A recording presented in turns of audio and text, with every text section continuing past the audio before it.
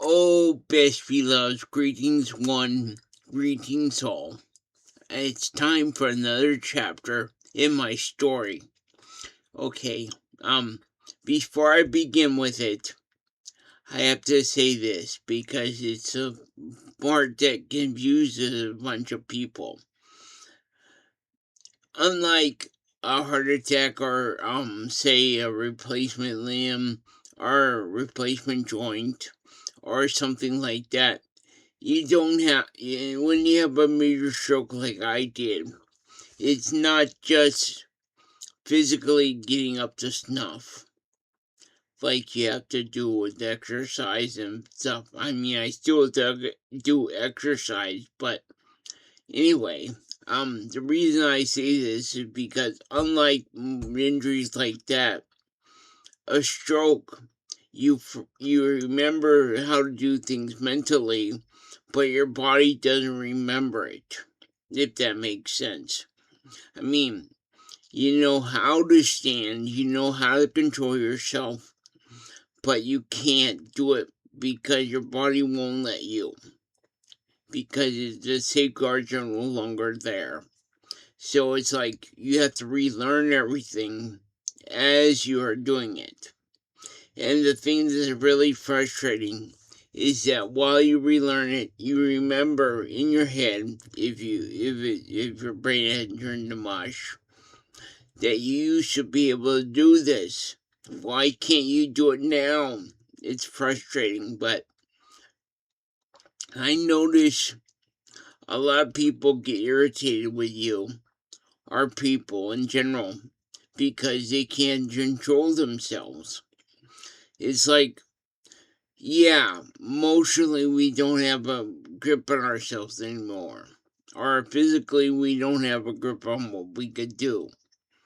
And it's like telling an infant to calm down and fall in line. It doesn't work that way. It just takes time. And sometimes if the person is putting in the effort, the more time or less time it takes. Okay? Anyway, now let's begin. Okay, as I last put up, I just got out of my coma. And I had a hard time doing stuff because obviously my right side was gone. Not gone literally, but gone metaphysically. And my left side, because it's not was never my dominant side, had to relearn how to be more forceful, more dominant. Okay, so when I was talking or trying to communicate with people, mostly it was yes or no, because yes, no, and stuff. And if I felt it was something beyond that, I would try to write out letters with my left hand. Unfortunately, my left hand is not the best when it comes to that, because I get letters backwards and stuff because I'm drawing with the wrong hand. It happens. And so we had to come up with another method of talking. And at this time, I remembered Stranger Things episode, or series 1, season 1, where they had the lights in alphabetical, or underneath alphabet letters to communicate. And so, I mean, obviously I wasn't going to have them put Christmas light ups, but I used a pad of paper that had the alphabet and numbers written on it in order, and I would point to the letters, and I would make this to show that I was done with the word, and it helped them communicate with me. Okay. Now, before you ask it, Yeah, I had trouble with my typing, so I couldn't use my phone very well, and I couldn't use the pad very well. I tried using a pad at first. Eventually, I was able to get it done, but my mom was there helping me with it, as was my younger brother. They were trying to get communication. Also, they were trying to figure out a way to talk with me because I couldn't talk. And we did the putting to letters help a lot. But what we needed to do is I asked my brother if he could remove the password from my phone because I couldn't do the fingerprint identification because that was my right hand. I mean, I probably could have, but I can't feel my right hand, so I didn't do it. And also, I was having trouble typing stuff with my finger on my left hand because I'm not used to it. So it was like I was messing up all the time. So I removed the password off my phone and stuff. Fortunately, I didn't need to worry too much because who's going to take my phone? Anyway, so this took care of part of the problem, and I could talk to family and friends by putting the letters on a grid and doing sentences like that. But okay. Anyway, I was trying to figure out something that could be done more that could be done quicker. And at first, tablet Amazon or not Amazon, Android tablet was brought in. Fine and dandy. I didn't have my password saved on it. And my mom and brother were having issues because they were trying to figure out how to access my mortgage payments and stuff and do that while I was in a coma. Fortunately, I'm a creature of habit. Well, my passwords always change. My PIN code did not. So they were able to figure it out how to access my computer because the PIN code did not change. But they brought in my tablet, which is a Surface Microsoft Surface Pro. I think it's an 8 or something. Anyway, I showed them that my passwords for individual accounts were saved in my browser, and I was able to access my browser by putting in the PIN code, and they were able to as well. So what happened was they were able to do that, but we needed a solution that would take care of problems. And sorry. So we talked. I did. My parents and brother talked, and my dad asked if Brian, my younger brother, could do the thing or be in charge of this. Because he was a third party, I guess. Anyway, the problem was my brother was on the East Coast, or lived on the East Coast at the time. He said he could do it, but he needed help for someone who was here. So he had my mom help. Fine and dandy. But the problem was a lot of companies, if they don't hear from you, don't want to do anything for you, if that makes sense. So they couldn't go to the bank. They couldn't do stuff with my mortgage company. They couldn't pay my bills easily. So my brother and my mom had them do a power of attorney for me. I had no problem with it because they said they needed my help with that stuff. So I said, okay, fine. Um, course, I wasn't all the same, so they had a lawyer come and check me and stuff, and they ultimately got it. It made my family on my dad's side irritated that it happened. Why? Because they were afraid that anything they wanted to do, they couldn't because of the power of attorney my mom and brother had. I told them, if you have anything that needs to be done, you can see me, and if I think it's a good idea, I'll pass it on. And that opened up a whole can of worms, but that's later. Anyway, what I was doing, what I had to do was I was conscious. I slept most of the day because I was still recovering. But every time I got up, I started to do the road back. Now, they didn't do physical or occupational therapy right away. I was still recovering, and they wanted to make sure I was going to be okay this time, or was I going to fall in a coma again? Okay. But what was interesting was that when I was in a coma, some of the people I saw made it in my nightmares and dreams.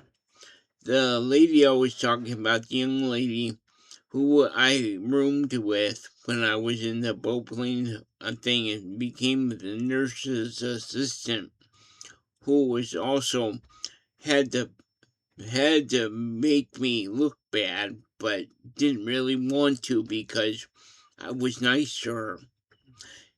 I was with her, or she was a nurse assistant there who helped me, and for some reason she really liked to cut my hair and beard. I don't know why, but she liked it.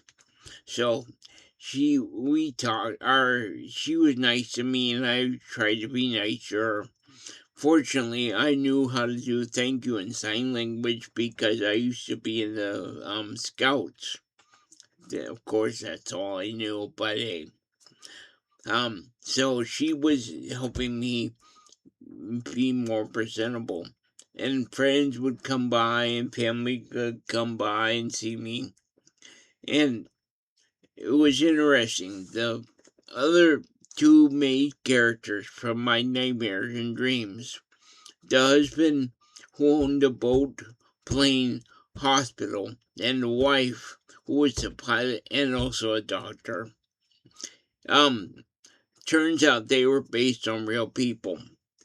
The husband was the main surgeon or the main doctor at the hospital I was at, Kindred.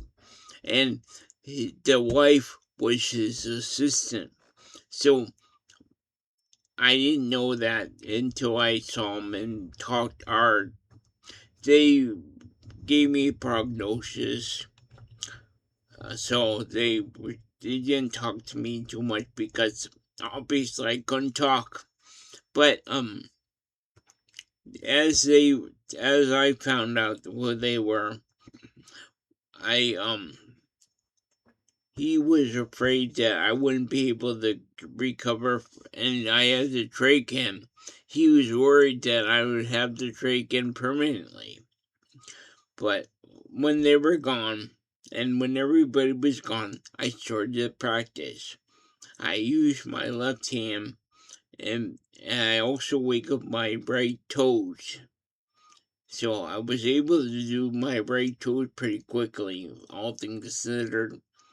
And the people there who did therapy said, "That's great. You're ahead of the game. Start doing your ankles too." So I did my toes and I did my ankles. Still couldn't find my right arm to save my life, but I started to get more coordination with my left hand. Because one of the things I had to practice with was I was practicing grabbing stuff and bringing it up to me because I wasn't used to it. And because, of course, my synapses were a little bit fried anyway, just having to do this stuff and practice to get better was a start. Now, eventually, I was moved from the from the ICU to a room. Now, the hard part was that when this happened was 2023. Now, that may not seem like much, but it was the back end of the COVID thing. So, at the time, people could only come at two people at a time. Turned out I was popular enough that more than two people would come. Yay! Anyway, so because they also wanted to do some social distancing, the thing, everything, and so I had the nurses help me, and the therapist helped me slowly get used to everything again. I admit, I probably emotionally was not all there. I was full of myself, and I thought this would be quick. I'd be quick and recover because I knew people who had recovered within months. I figured, oh, I should be able to do that too because, hey, why not? Turns out more complex than that because, as I like to say, I didn't just have a stroke, I had a stroke. So it took me taking me a little bit longer. But when I was recovering and as I started to do everything, they taught me how to sit up in bed. I did that. Still having trouble with my right arm. And I was trying to learn how to do stuff too.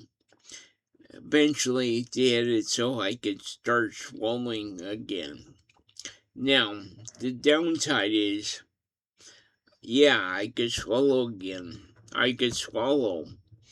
But I don't know if it was a shake or if it was a result of the stroke. But, my saliva glands don't always work properly. I think it's a little bit of one, a little bit of the other.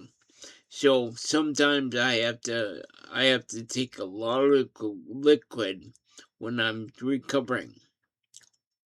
Okay.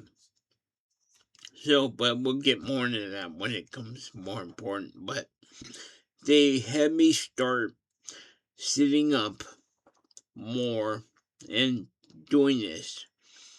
The problem was I was not having the ease of the time with comprehending people.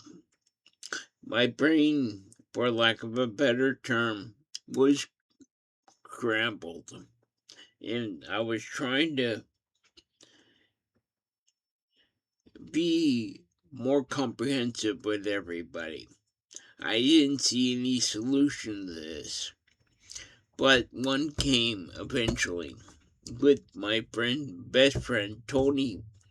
He brought me an MP3 player, one of the little cheap ones, just something you can get at the thrift store pretty cheap. But that wasn't what was important. On it was a book. It was audiobooks. I started to listen to them. And the spoken words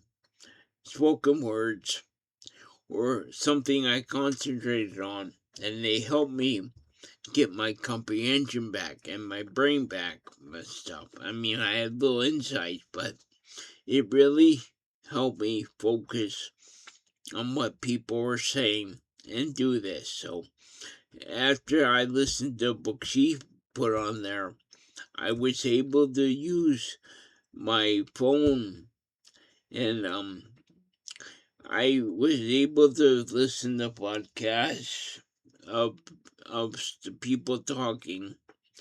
And also I used a not subscription, but a membership for library books, and I would listen to them on the audio podcast. Or I listen to them audio wise, and slowly and surely, I started to get more and more people. I can understand people better, but it was a slow going process. But I was determined to do this, and fortunately, it works like a champ. I will tell you this though. When I first started listening, I used to listen to a bunch of horror themed podcasts. And for the longest time, when I would listen to podcasts or something, when I was out of stroke, the danger zone, I'm not out of it obviously, but anyway, what would happen is I didn't want to listen to horror, and I didn't want to read horror anymore. For a long time, that's what it was like, because I figured nothing would scare me more than what my brain did. So I focused on, for lack of a better term, I focused on video games and stuff, just mentally hearing it. And I used the computer, the surface they brought me at mine, to read, to, to try and read. Of course, the stroke affected my eyesight, so it always was not easy, but I did anyway. I put the screen up, I put the magnification up, so I could read it. And while this was going on, my friends were wondering what was going on with me, because I haven't communicated with them for several months. I mean, I honestly, when I was able to do the letter pressing, I asked two questions. I asked why or how long was I out? What month was it, or what day was it? And B, why am I in Portland? Of course, I wasn't in Portland. I was on Capitol Hill, but I didn't know that at first. They told me. Also, here I am thinking it's almost the beginning of July. Well, I was off by several months. I recovered after, end of April, beginning of May is when I was actually up. So, armed with that knowledge, I started to work hard to try my hardest to get back to normal. And what did happen, and what did I do? Well, I'll save that for the next one. Anyway, everybody, I thank you, and I hope you have a good day. You take care. Bye now.